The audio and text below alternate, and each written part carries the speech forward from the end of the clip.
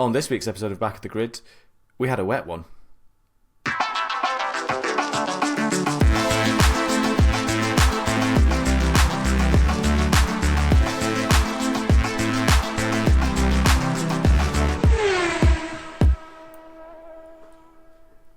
Hello and welcome to another edition of Back of the Grid. I'm your host Stu and I'm joined as always by Tom. Hello. And by Chris. It did be wet. It wasn't it just. We'll go straight into it. We'll just get straight into it. How are you both doing? First of all, we all good? We all happy? I was fine until that intro hit me, and then I had to take a minute to myself. That wet one hit me. Love the race. Best race of the season so far? I think so. Probably, yeah. Probably. Let's get into it. Quali first. How good was Quali? One of the best sessions of Formula One I've seen in a very long time, I think. It was so close and so unpredictable. Yeah, unbelievably good. You can't get any closer than identical, to be fair. Literally couldn't be closer, yeah. It was amazing session. And the fact that it was like a 12 dead as well, like a 12-0. Yeah.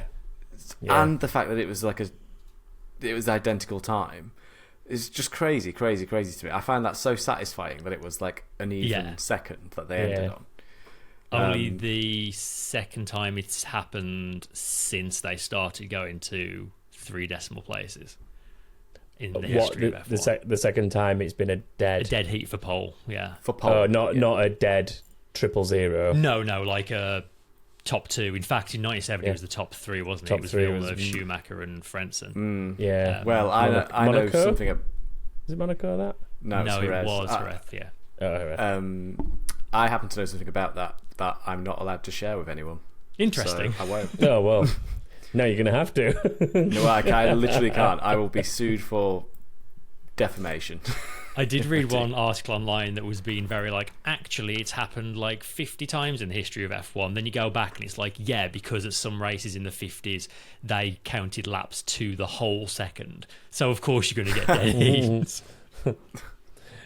That shows how spread the field must have been if you could count a lap to a full second and still separate everyone. Yeah. Well, I mean, it just shows you, I think to be on a more serious note, it shows you how tight it is in Formula One at the moment. Hamilton had a bit of a shocker in final quali in Q3, but it was only 2 tenths off.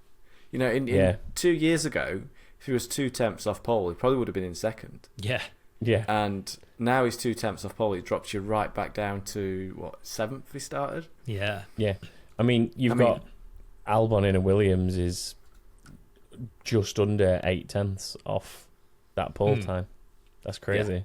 It's hectic, isn't it? It's so hectic. In Williams. I mean, so crazy.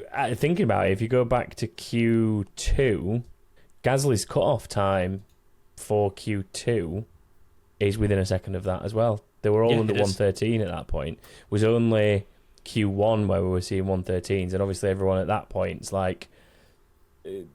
keeping the powder dry as best they can in certain conditions. To steal a phrase from Stu. Stu loves that phrase. I think what's amazing as well is both for pole and for the win, we had 3 teams in contention this weekend, and none of them were the team that won the last Grand Prix. Yeah. That just blows my mind again as well. It's just so close. The start of this season, if you told me we were going to be having this conversation, I would not have believed you. Do you know now it's just so close. It's amazing. There was a point as well where Russell was actually managing to sort of not necessarily gap Verstappen, but at least maintain the gap. And I was sort of sat thinking to myself, thinking, "Oh, why are we actually going to get 4 winners in 4 races here? Are we on that territory?" And I mean, I know it didn't end up that way, but there was a moment for the first 20 odd laps where you sort of thought it could play out that way potentially. It probably should have, but arguably. Maybe we can get into it. Shall we? Who do you want to talk about first? Well, let's do Mercedes then. To do Mercedes, because from highs to okays, I guess. They're quite lows, but that's the thing. It's they've come away with their first pole of the season, their first podium of the season, and yet Russell and the team were a bit disappointed because they actually felt like they probably, that if not had a proper shot at a win, they could have been closer to fighting for a win. I mean, like you said, Stu, Hamilton was right up there until he kind of fell off a bit in qualifying. After the race, Hamilton said it was one of his worst ever races, which feels very much I've just taken my helmet off, I'm going to speak without thinking kind of comment. But yeah. But he gets quite emotional like that, doesn't he? When he's had a bad sesh. But if he's been anywhere near a podium opportunity like he was, and he's not on the podium, it's one of his worst races in his opinion in the moment, isn't it? So he had a shocker in qualifying. He made 2 mistakes in his Q3 runs, and that's really what cost him the shot at pole, because he was for the most part he was quick. Well, he'd been quicker than Russell in all but one session, I think. Yeah. And the session that Russell was quicker than Hamilton in, they were both top of the timesheets as well. It was I think it was FP2, and it was like a 1-2 for them. So with Russell at the top, but it's frustrating because like he was definitely, I think across the race weekend he was the faster driver, and I think if he'd put it on pole he would have been more likely to win than Russell, I would say. Russell made a couple of mistakes that cost him. They're the sort of mistakes you see Russell making that you don't generally see Hamilton making. So I think had they been the other way around, he'd definitely been a bit more in the fight. Few moments of scary oversteer for Mr. Russell during that race. When he had that moment, he was cutting the grass at one point. Yeah, I thought he was in the wall when I saw that. Like, he did well to save that. But like, so good to see them up there and in the fight. Like, definitely. The question is, like, is this just a track and conditions thing, or have they genuinely got a handle on things? And I mean, Barcelona is a track that will tell us the answer to that. I think pretty conclusively. I think when the jury's out at the moment, I think right now, if in my heart of hearts, I think it is track specific. I think there aren't really a mix of high speed and low speed corners at Canada. It's just all low with a little bit of medium speed, so they've said multiple times now that their issue with the car is they can only set it up for either fast corners or slow corners. So anything with a mix in it, they're going to suffer at. And I think we will see them suffering unless they are getting on top of it. They have brought upgrades that might be fixing some of the issues, but that'll only be borne out when they go to a more of a mixed race circuit, which Barcelona is. So we will find out, but I wouldn't hold my breath. Are we hypothetically saying on that note that the next time they would likely be this competitive as Monza? In theory. In theory. But did you see the overlay of the 2 equal laps after qualifying? Do you know what? I've not actually watched that. It's really interesting because basically Russell made all the times Russell was making time on Verstappen was traction zones out of slow corners. He was so good out of the slower corners, and then as the straights went on, Verstappen would reel him back in, and some of the more medium speed corners Verstappen had the edge. But coming out of the hairpin and sort of out of the turn 1 and 2, Russell was just gone. He had so much better traction coming out of those, which speaks to it can be set up in one direction or the other. It struggles for the in between. Yeah. But great to see them up there. You can see why Russell was frustrated after the race, because it was they were sort of unfortunate mistakes he made, and they did probably cost him a worse second. He might have been a bit closer to Verstappen, but I think he would have had more of a chance in the fight with Norris had he not made a couple of mistakes. I mean, literally one of the mistakes is what let Norris past him, isn't it? Where he was riding the curbs and launching the car towards the wall at 100 and something miles an hour. Shall we talk about Red Bull? Again, much like Imola, it's Max won, but man, he had to work for it, and I'm more than happy to watch that. Definitely had the safety car look on his side rather than Norris's side on a sort of flip of Miami. I suspect he would have won regardless. In the sort of wet and drying conditions, Norris looked much quicker. I mean, at one point, Norris was putting like 2 seconds, almost 2 seconds lap on everyone. But as soon as the track dried out, Verstappen definitely seemed to, not by much, but he seemed to have the legs a little bit. So I don't think it's as cut and dry as the safety car timing decided the winner. I think it would have been close if Norris had managed to pit. I think what probably didn't help from Norris's perspective is maybe how long he decided to eke out the inters, because by the time he was coming out on them, I get the logic from McLaren of trying to get him out with the most tyre life left to probably give him the best chance of attacking. But I think what it inadvertently did is it put him in a fight with guys who had been on the tyre like 2, I think even maybe 3 laps at that point, and it sort of meant they knew exactly where to use the tyre, where to be careful. And he was dancing on ice, especially coming out the pits, and I think that helped Verstappen, maintain what gap he did build after the safety car. Yeah, I mean, well, when Norris came out of the pits, he was ahead of Verstappen, but because the circuit was so wet still around that area and he was on slick tyres, he just couldn't get any traction to get the power down to maintain the position. And obviously, if Verstappen's coming around on a dry line, his tyres are all warmed up now, so he's gonna just zip away. I think even if they'd pitted him the lap before, the gap was more or less the same at that point, so the same thing would have happened. I think Verstappen would still have come out ahead.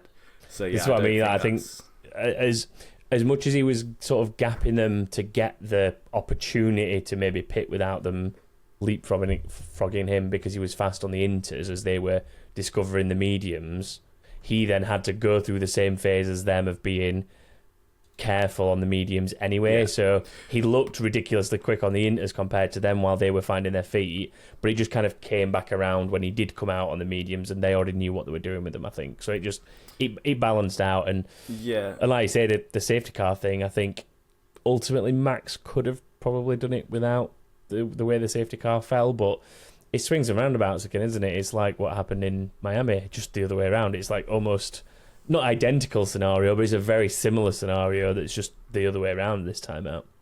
Yeah, it's just racing. Yeah, it's just the way it works. Yeah. As long as the rules are followed properly by the stewards, then you can't ask for much more, can you? These things do happen. I think the thing as well, though, is once Max had the lead back, he was always going to be different. And the track's drying, Max has got the lead back. He's always going to be a force to be reckoned with at that point, even if it is a circuit that's maybe not as favourable to the Red Bull. I think it started kind of falling more and more into Max's hands, and it was just like it was his race to manage again. And we know that's where he's most comfortable when he's managing his race instead of. I'm not saying he can't chase people, because obviously we know he can, but that's where he's comfortable, isn't it? Is just putting in the laps, putting in the consistent laps, and just being the leader and managing the gap. Like that's where he's in his prime. And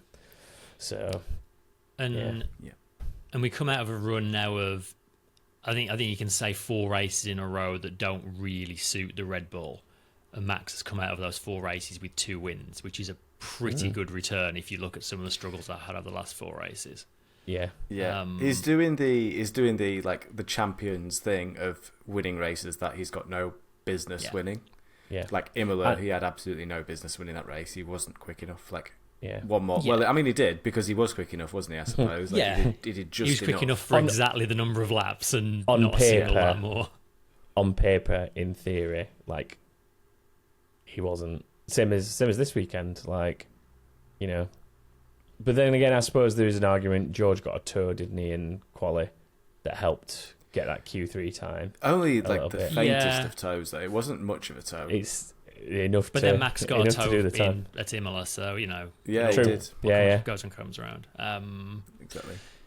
And I think what's going to ultimately win him the championship, I mean, as well as that, is the fact that the nearest rival keeps changing. Like, yes, he's dropped 2 wins in the last 4 races, but both those wins were different drivers. One of those drivers didn't score a single point this weekend, so he came away massively extending his lead. So, you know, I do have no doubt that he is still going to win this championship. I just think that on a race-to-race basis, he's going to be given a hard time by a rotating cast of teams and drivers. I guess. Absolutely. I mean, it's already playing out that way, isn't it? Yeah. Which, in isolation, watching a Grand Prix, it's great. Like, I'll happily watch that every weekend. Yeah, like a few weeks ago, I remember saying on here, even if Verstappen wins the title, if we end up in a position where Leclerc's picking up wins, Norris is picking up wins, the Mercs do actually get on top of this and somehow keep popping up like they did this weekend.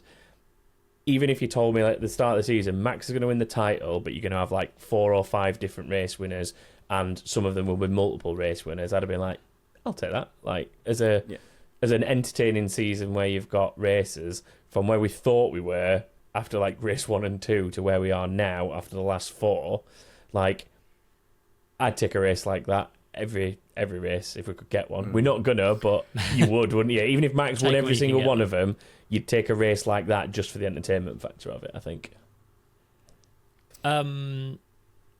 Right, let's do Perez. We've had a lot of inbox about Perez. The new contract bit we'll leave in the inbox and we'll get to later. Yeah. Another bit of inbox I've grabbed and we'll do that early. But yeah, he was out in Q1 for a second race in the row. Didn't make a whole lot of progress before he dropped a wheel into the wet stuff and backed it into the barriers. Just another miserable race for him. But I'm going to grab this bit of inbox from Kilowog, who says, why are we not having a discussion about Red Bull telling Sergio to knowingly stay out with a damaged car to avoid the safety car that may have cost them the win? The crash wasn't intentional, but the action after was clearly and purposefully taken to alter the race outcome. How is this different than Crashgate if viewed through the lens of a team giving an against the rules order to knowingly impact the race outcome? Well, it's different because it's not pre-planned. Yeah, that is the big difference. There's a big difference between that and Crashgate in that regard. It's circumstantial, isn't it? It's like it's happened. We don't want to. We're in control of the situation. We don't want a safety car come round the track. Yeah, and the team would argue that they didn't believe that the car was in such an unsafe state that he couldn't get it back to the pits. This is the baffling thing, though, because if so Perez has got a 3-place penalty for the next race for driving a significantly damaged car. The team have got a €25,000 fine because they admitted, we were trying to avoid a safety car. Like, all they had to do was say, we thought we'd be able to repair it and send him back out, so we asked him to come round. But the team in front of the stewards were like, we were trying to avoid a safety car because it would ruin Max's race. So, of course, they got a massive... Like, I don't understand why they said the quiet part out loud. It's really weird. Don't know what they were thinking there. Well, they're probably thinking like they can't play dumb, and so no one's going to believe them. It's just it's too big of a stretch to say we thought the car was in a safe condition when surely obviously the wing's hanging off of it and there's bits coming off of it everywhere. Maybe, I don't know. It seems a weird. Because the other thing is, there's plenty of places on that track he could have just parked it up. Like, surely by driving around and dropping bits of carbon fibre, there's more chance of a safety car. I think maybe that's where the problem lies. It's not necessarily that they asked him to try and move the car to avoid the safety car, because if it was drivable and he could have got it to one of the nearby kind of openings that they have for the marshals to recover cars through, if that was feasible without scattering debris all over the track, then but he's driven it like what is half the lap at that point, maybe 2/3, to get it back to the pits. I think that's the bit where it's pushing it a little bit too far. So, it's a like, bit egregious, isn't it? I can't sit here and say that if I was a team principal or whatever in their situation, I wouldn't be going like, Perez, get that off the circuit. Like, get out the barrier. If you can move the car, get it to a recovery point. Like, if you can move it, yeah. But I wouldn't have been going, bring it back to the pits so we can repair it. I'd have been saying, can you move the car? Can you get it to an exit point? And if you'd gone, then do it when it's safe. And like, you are trying to prevent the safety car still at that point, but you're doing it in a much more like responsible manner to some degree. You're not littering it round 2/3 of the lap and dropping bits of rear wing and rear diffuser all over the circuit. And I think that they're probably getting less trouble, if any, for like doing it safely and actually avoiding a scenario that does need a safety car when it, like, you're not helping the stewards, so to speak, but you... No. I think when you look at the punishment, like, this is not a punishment. I think they've got a three-place grid penalty. A three-place grid penalty for Perez, who's probably going to qualify in 16th anyway. Yeah. And then 25,000 euros to a team like Red Bull is just nothing. Chump change. It's not even... I mean, it's a wheel nut. Yeah. Like, it's absolutely nothing. So... Yeah. I think they've been let off very lightly there, because it just sets a dangerous precedent. If you just give them a slap on the wrist for this, every other team now is going to be like, oh, in a similar situation, we will now do something similar because we know how light we'll be penalised for it. I mean, is this maybe a very weird precedent set by the whole Magnussen-Haas thing? Maybe of... Because they basically came out, Magnussen himself came out and said, well, I just started doing whatever I could to keep people behind me to help Nico's race. Yeah, because I knew the penalty for it wouldn't be... the penalty wouldn't affect me directly, so I did what I had to do to help my teammate finish in a better position, was Magnussen's line. Essentially, Red Bull are basically playing exactly the same thing with Perez and saying... Well, we knew Perez wasn't going to finish that race. We knew that car wasn't getting to the end, so we did what we could to stop it being a safety car, and let Max, go on to win the race. That they're effectively doing and saying the same thing as Magnussen and the Haas team were. Yeah, so the spirit of what they're doing is similar. Yeah, there's a dangerous precedent being set if they do keep letting teams sort of get off lightly for things like that. Well, I think it's really. There's a simple way of solving it, and it's like if a significant portion of your car has come off, then do not drive your car around the circuit. Yeah. It should be more clear. Obviously, you would it a bit more eloquently than that, but the idea. Have you read is the rules?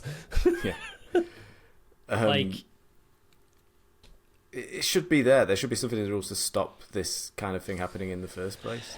Yeah. I think that kind of is, but it's just not. Every team is going to bend the rules to get as much advantage as they can. That's Formula One. It always has been. It's the job of the FIA to penalise them in a way that stops them wanting to do punishes them. Yeah, I don't think this is nearly enough.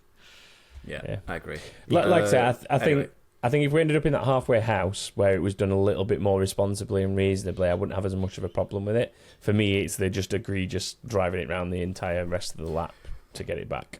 That's the problem for me. Do you think the comparison between Crashgate with Carlos Sainz, not Carlos Sainz, Nelson Piquet.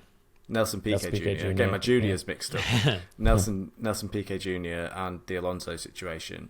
Do you think that's a fair comparison to make, or is that? I don't think so, because that was very much a premeditated thing. It's not like. Yeah. I mean, of course, Perez didn't crash on purpose. It would have hurt them if. I mean, you wouldn't. They did get a safety car. You literally wouldn't know whether it was a purpose or not with Perez. There's so many of them. But yeah, this was trying to.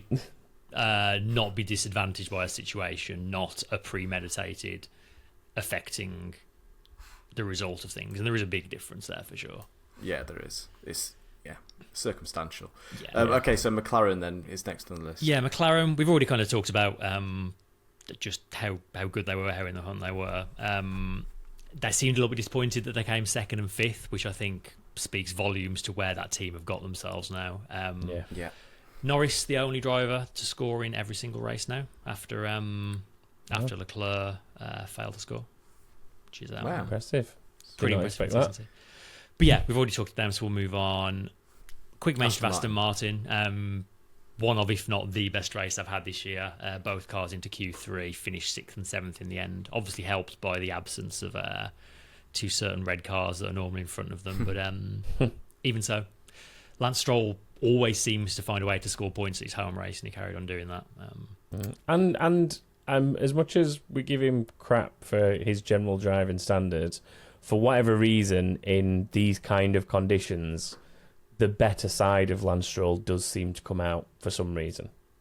Don't know what it is. Like, when you think about like Turkey and stuff like that. And he's good in changeable conditions for sure. Yeah, maybe it's having to race karts in conditions like what we've seen in Montreal this weekend because it's his part of the world. Same as why a lot of the Brit drivers are usually fairly decent in wet conditions because again they're used to karting tracks. Practice. And the Germans. there's like certain pockets of the world, isn't there, where you just like you know to expect good wet drivers. There's something in that because like we in this country do get a really good mix of weather, don't we? In the summer especially, like we get rainy summers, sometimes we get quite hot summers now and then, like, but not for too long, but it's always during like the actual racing season. So I think that's why like a lot of people come to race in the UK from other countries as well, because you do get a really well-rounded bit of training in how to use a car in various weather conditions. And we've got great racing leagues as well. So yeah, exactly. And that the team formerly known as Minardi. Pretty good weekend all in all for them.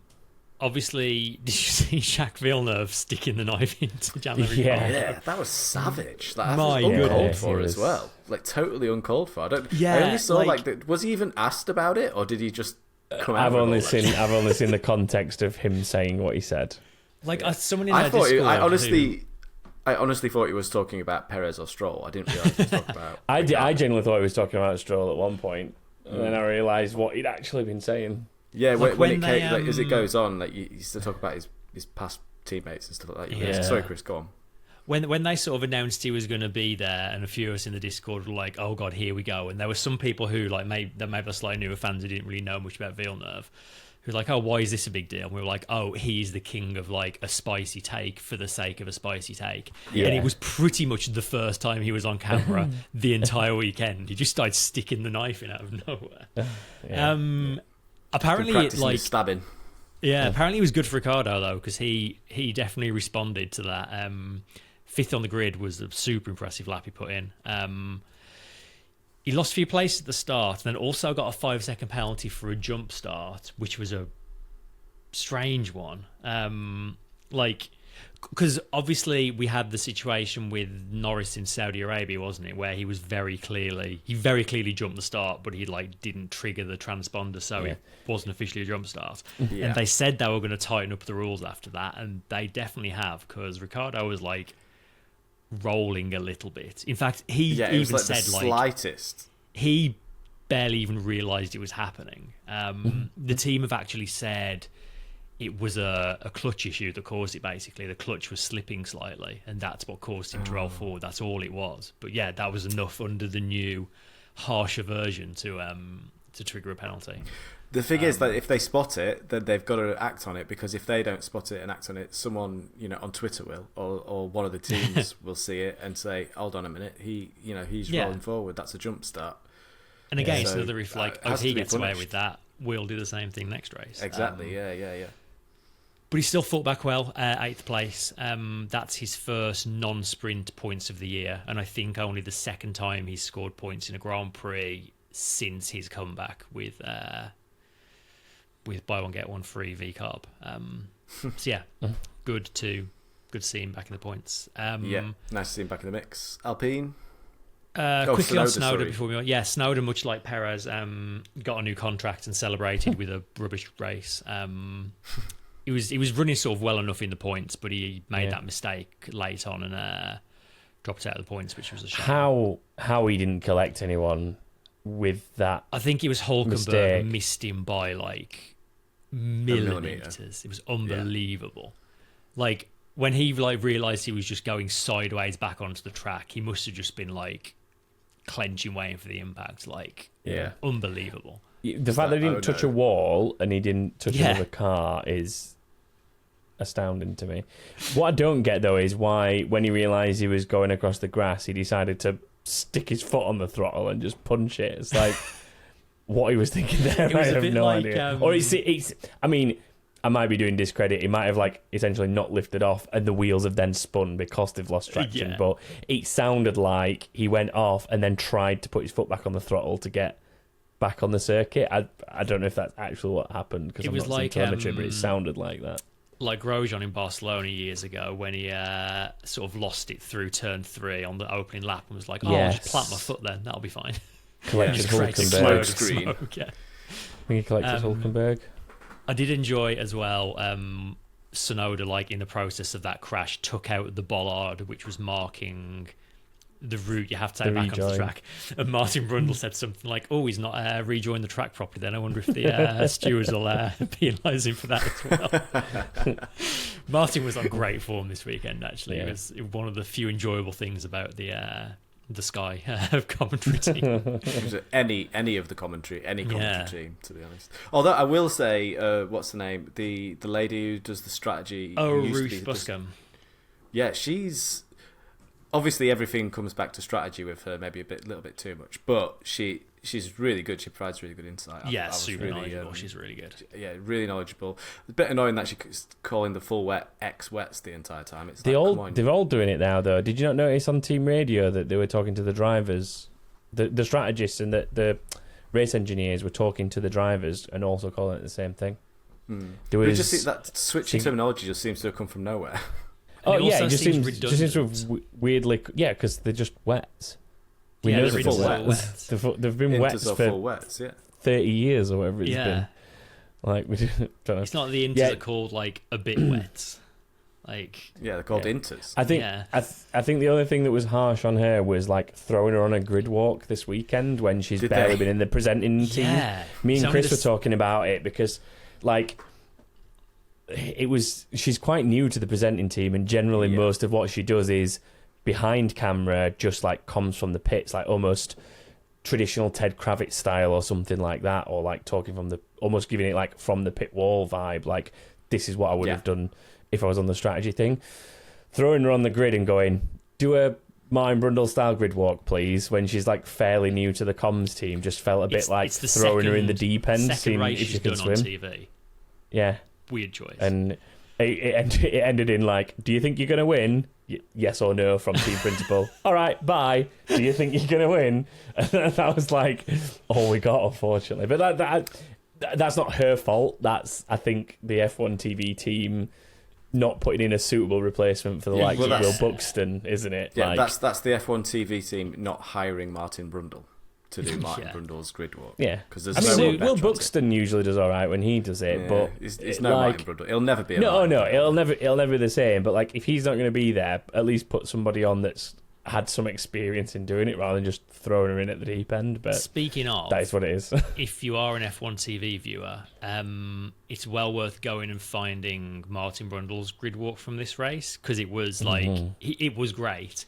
But among all of him generally being great, he spoke to a woman, I forget her name, but she must have been in her 80s maybe, and she she was a car racer, and then she raced motorbikes for decades. She only stopped racing motorbikes 10 years ago or something. A really just fascinating chat, just completely out of the blue from this woman who happens to be on the grid.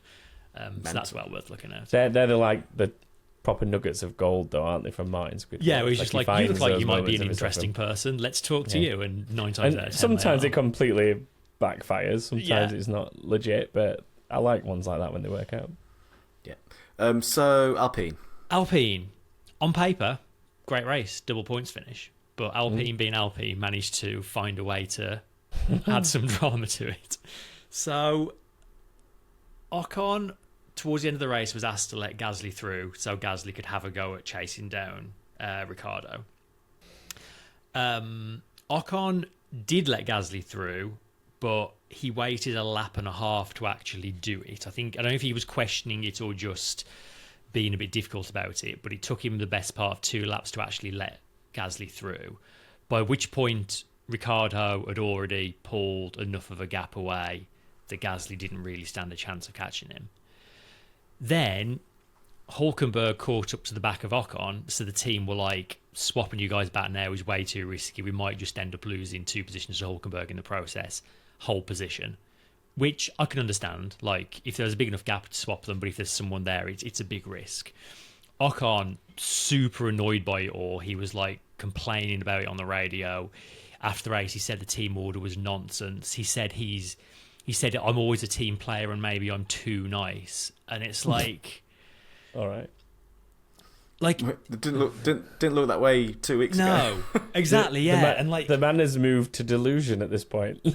And right now, he needs to be putting himself in the shop window for other teams. Like, this would have been a great opportunity to be like, yeah, I played the team game, didn't work out for me, but like, you know, good points for the team, whatever.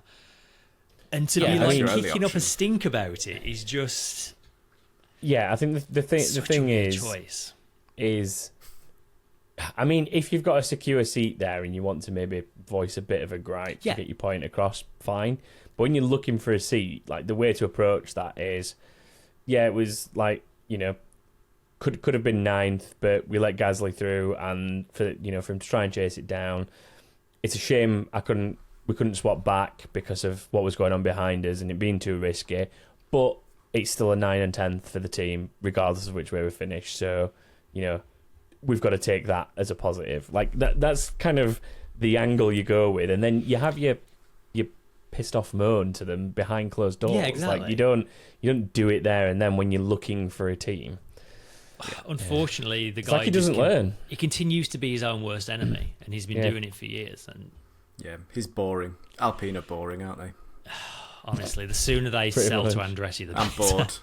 I'm bored of talking about Alpine. Haas. Let's talk about Haas instead. Haas weren't boring this weekend. They Haas were entertaining. They slapped the wets on at the start, see what happens, and Magnussen made up 10 places in about 3 laps. It was amazing.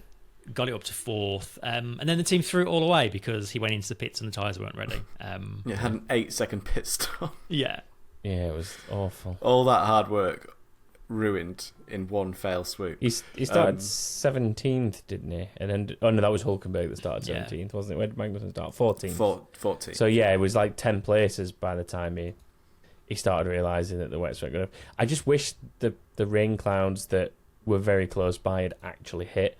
I wanted that moment where everybody else went, "Oh my God, Haas are the ones that have actually got this right." Like, yeah. And we all knew they were gambling, but there was a little bit of a moment where I thought, do you know what? With the pace Magnussen's eating his way through everyone, he might actually lead a lap here, even if it's only briefly until the wets fall off. But then, like, those front 3 were just that little bit too much for him. He got onto the back of him, but they could eke that a bit more out of the intermediate to keep him at bay compared to the rest of the field. But entertaining. And do you know what? It was nice, albeit on a tyre advantage to some degree for Magnussen. Massive it was tyre advantage. Like, humongous. it was nice to actually see him go wheel to wheel with people for some portion of the race and like actually race them and cleanly pull off some decent overtakes despite a tyre disparity. So. I saw a great meme earlier today, which was like Haas strategy options, starting 14th on inters, finish outside the points, or starting 14th on wets, make your way through the entire field, running 4th, botch a pit stop, still finish outside the points. It's a shame because they could have actually got some points potentially with the way that he. But they've already scored points this season. They've already scored. They're in the second half of the championship. They've scored their points, so we don't have to worry about them anymore. Sauber attended. Sauber Williams present. That's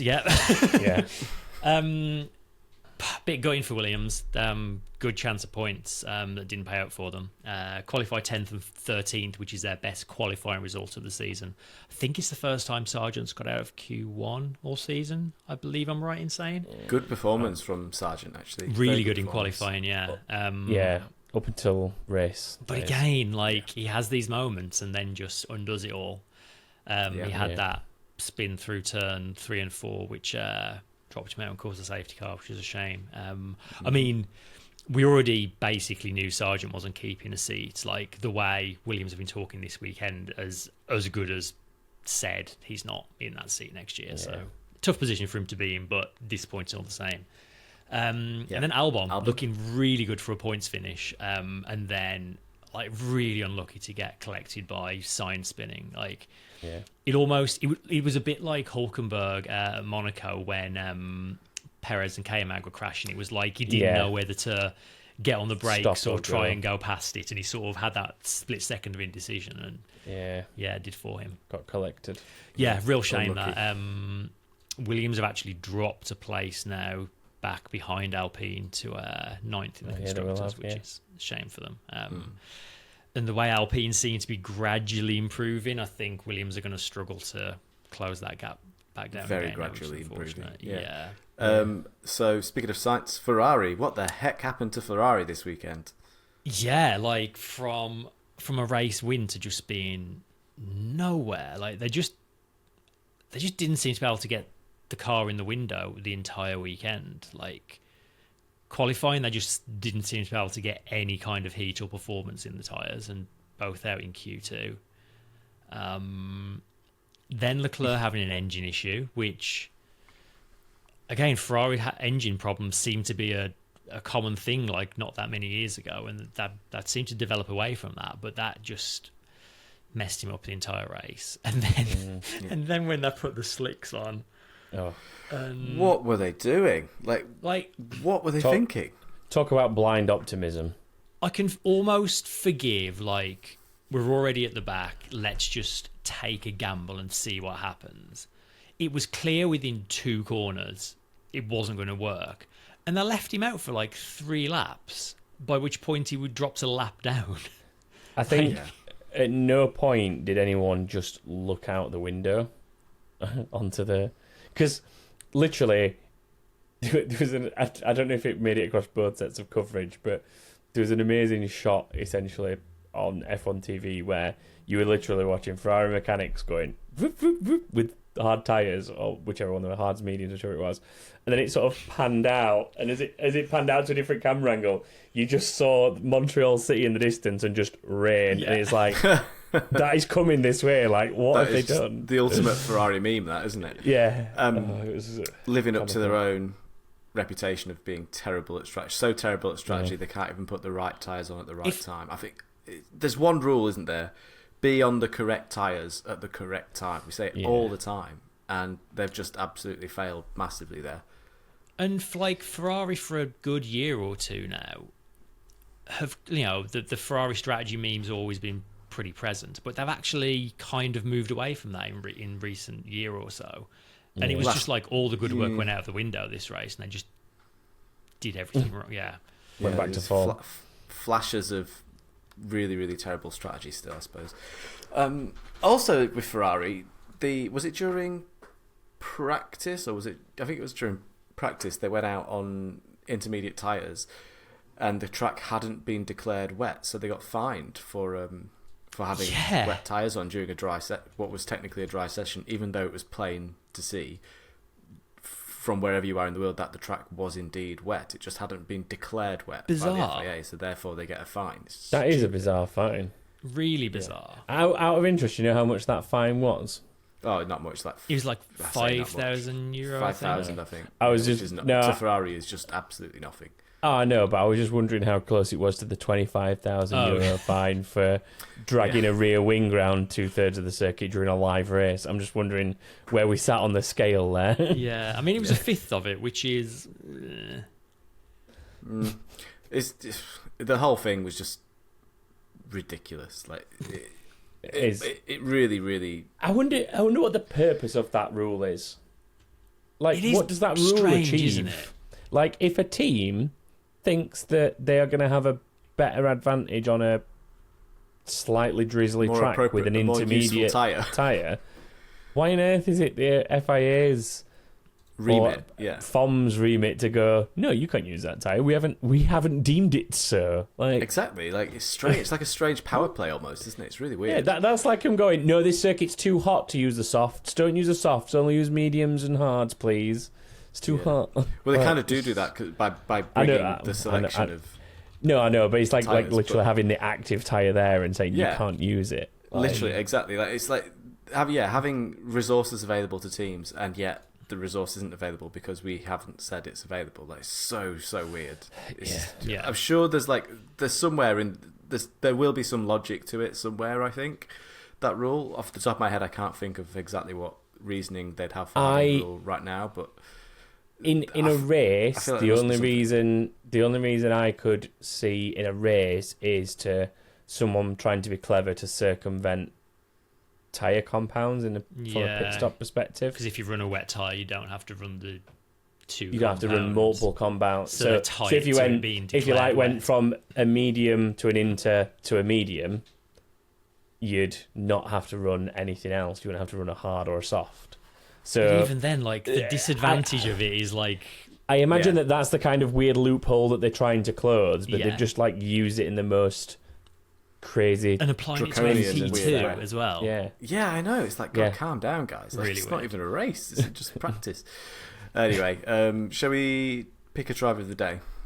Oh, it's difficult. That there's quite a few, I think, up that front end. Like, I can tell you, it isn't. It's not Perez. It's not Leclerc. It's not Sainz. It's not Hamilton. It's not Russell. It's not Piastri. It's not Russell. It might be Verstappen. It might be Norris. Who else? Could it be Ricciardo? Could be Ricciardo. Where did he finish? 8th. He's gone backwards though, hasn't he? Question on that. Just before we get too far into this bit. Question. What happened with the penalty, Chris? Because me and you were discussing this live. Did you ever find out about this? Because I did. If it was against the rules for him to take his penalty, he saved it behind the safety car. Yeah, and I swear we had something recently where in Miami there was the whole thing where someone got a second penalty for not serving the penalty correctly because they saved it behind the safety car. But then Ricciardo did, as far as I'm aware, this weekend, and I never saw it like come back around. But yeah, I've not seen an explanation. The only thing I can think of is maybe you can't take like stop-go penalties under the safety car, but you can just take like the 5-second added onto your pit stop ones. But I don't know for certain, because I thought that all penalties couldn't be taken under safety car. So yeah, I remain a little confused by that. If you know the answer to that, drop it in please drop us a comment or let us know. I'm right, interested sorry, to know the answer. I derailed driver of the day. It's probably between Norris and Verstappen, isn't it? I think Verstappen. I think given that he's absorbed all that pressure, he's gotten a little bit lucky with the safety car, but he's then taken full advantage of the cards he's been dealt, and he's gone on and won the race. He was there or thereabouts. He made the difference when he had to. Insert all the other superlatives. Yeah. Like he's done a good job. I think he at a track that didn't suit his car. Yeah.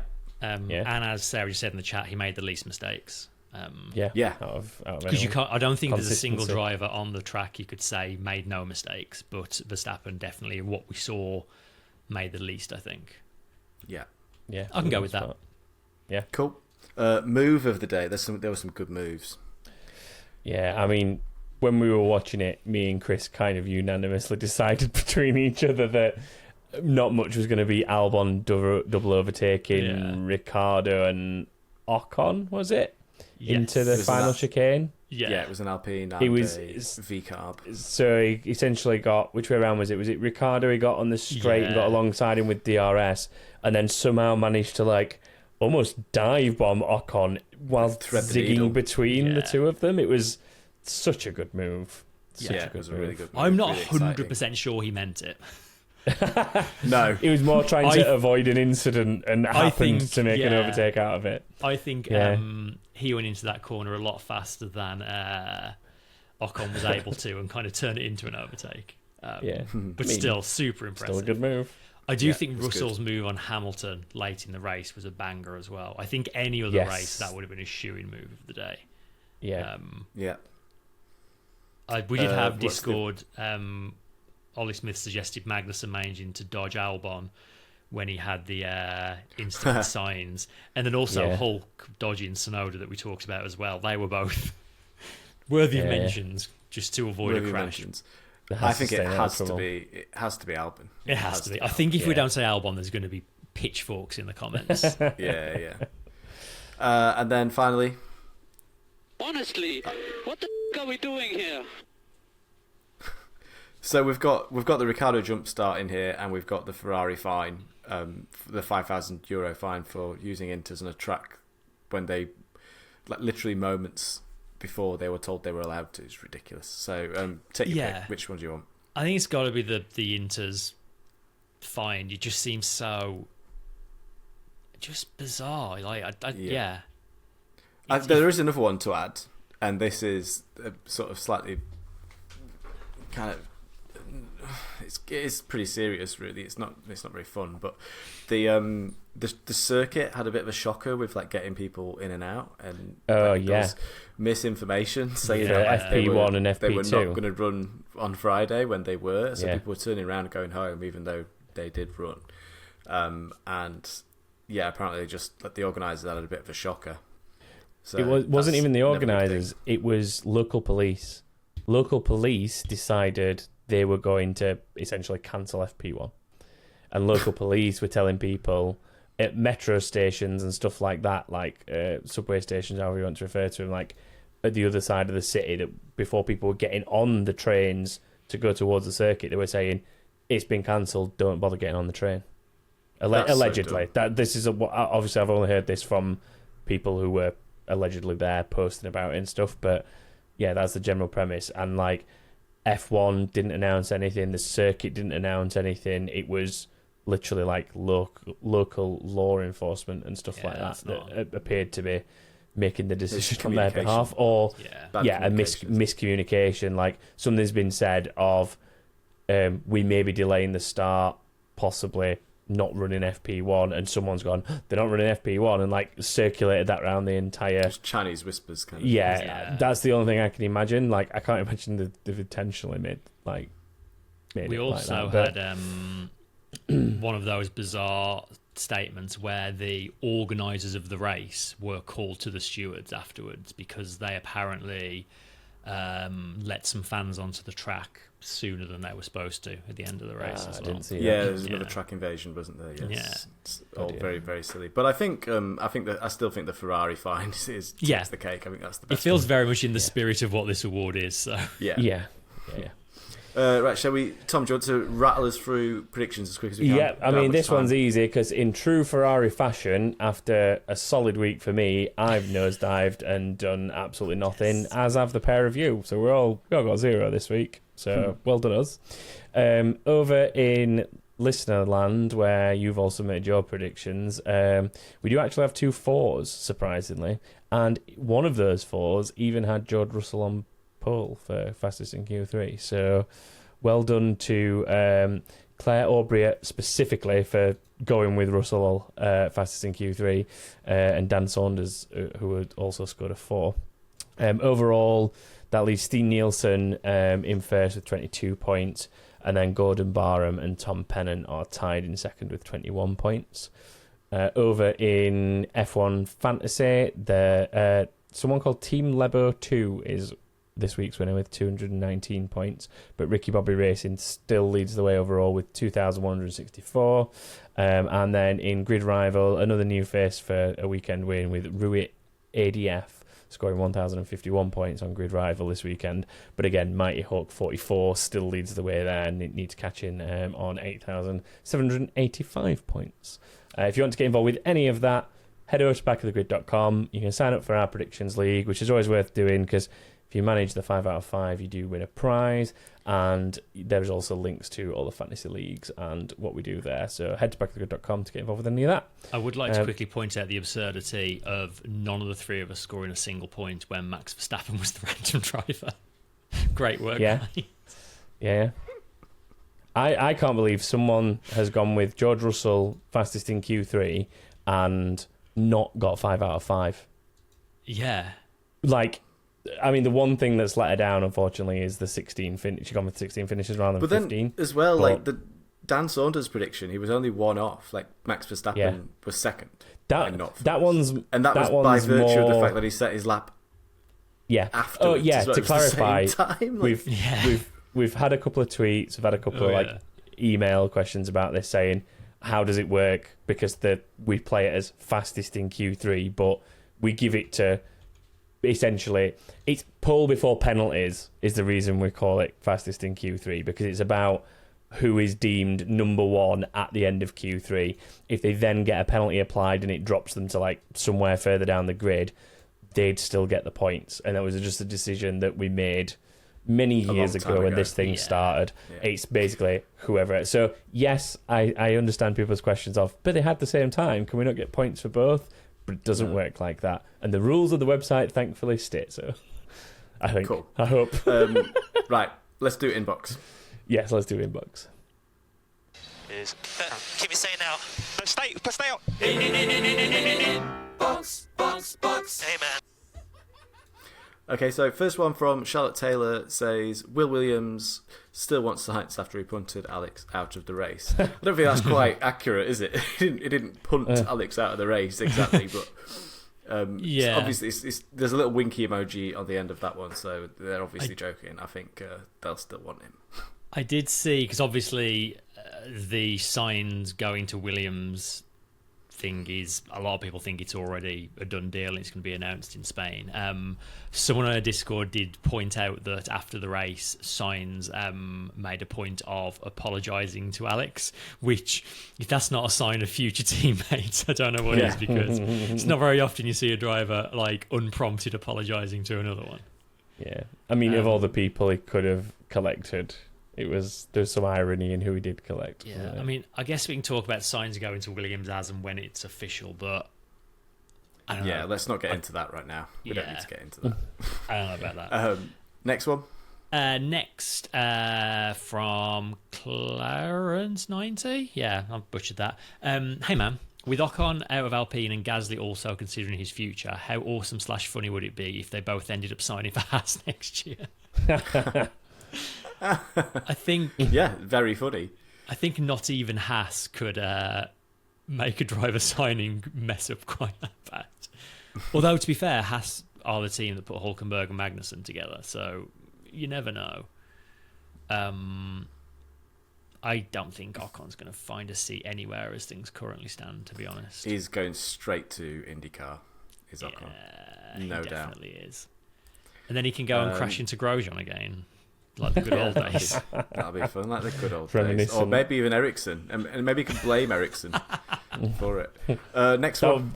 Yeah, last one. Well, last two kind of rolled into one. So Matthew Ferno asked, are Red Bull deliberately trying to lose the Constructors' Championship by re-signing Perez so they can get more wind tunnel time and going into the new rules? And then Simon Molyneux, similar kind of point. Is signing Perez a sign of negativity around Red Bull? All seems to have gone a bit sour at Milton Keynes, and why would a racing team try and keep hold of him? He's a nice guy, but surely repeating previous season's performances and this year could possibly cost them the Constructors' title. It doesn't make sense. They don't care about the Constructors' title. They're on record as saying they only care about Drivers' Championships. I think that is the answer. A two-year deal for Perez, although Christian Horner did slip up over the weekend and say a 1-year deal and then sort of backtrack and say, oh, yeah, well, it's a 1+1. So it's a 2-year deal, but Red Bull have the option to boot him out after 1 year if they want to, I think is basically what he's saying there. Yeah. Yeah, I don't know. I was pretty convinced Perez was going to be gone the end of this season, and now apparently he's potentially there for another 2. He's just the perfect teammate, isn't he? He doesn't cause any problems. He's not fast enough to compete with Verstappen, so he's not going to. If they're getting caught up by other teams, that they're only interested in drivers' championships, then they're not going to have their second driver stealing any points off their golden number 1 driver, are they? So yeah, it's also putting a lot of faith in Verstappen to be able to beat 2 McLarens and or 2 Ferraris on his own, and even two Mercedes as well. Yeah, and I don't know, like the pattern of Perez's results is so far is exactly the same as last year, and there's not much sign of it getting any better. I find it a really strange choice. Like, clearly the money he's bringing in from like merchandise and sponsorship, which is a lot, is enough for them to not care, I guess. Yeah, must be. Yeah, weird. And it's especially like, obviously Ricciardo was never going to get that seat. He's like, his chances of that I think are gone. Tsunoda, obviously he's been signed up for another year at VCARB or whatever they're called. Great. But like, you've also now got Liam Lawson waiting in the wings. No sign of him getting a seat. Red Bull have like got 3, 4, 5 drivers in F2, like a lot of which are going to be looking at F1, one in F1 to see the next few years, and just, I don't know, having Perez just filling that seat and doing nothing with it just is really frustrating to me. Yeah, it's a shame. Baffled. Well, completely baffled. If you've nothing more to add, then I'll end it there on that bitter note. Actually, I've got two happier things to add. One is congrats to Jamie Chadwick, who won the Indy NXT race over the weekend. She's the first woman to win in that series, which is amazing. Very cool. That's really good. Yeah, she was cool. pole position and won, handled a late safety car. Super impressive. And the other thing is that it's Le Mans 24 Hour this weekend. So enjoy that. I'm going to miss that. We'll all be missing that. We're all going to miss it. For reasons. Yeah. Just reasons. So on that note, it is time to end. Thank you. If you got this far, don't forget to hit the subscribe button if you're watching YouTube, or subscribing to the podcast if you're listening. Thank you so much for joining us. You can find us on all the Facebook, Twitters, X, whatever you want to call it these days. Just search Back of the Grid, and don't forget to enter the Predictions League at backofthegrid.com. We will see you next week. No, I won't see you next week. These two, someone will. No, are we around next week? No. Have we got anyone? We're working on it. Tom's solo podcast next week, potentially. It's just me talking aimlessly into this camera, and unless people. I mean, I've put a thing out. I'll put it out there. I put a thing out. If anyone has any other particular YouTuber, podcaster that they think would be a good fit to come and talk to me next week that you want to hear, tell us in the comments on YouTube. Yeah, tell us on Twitter. Tell us on Facebook, and I will go try and get those people. Yeah, cool. So that's it for this week. We will see you next time. Goodbye. Bye. Bye, everyone.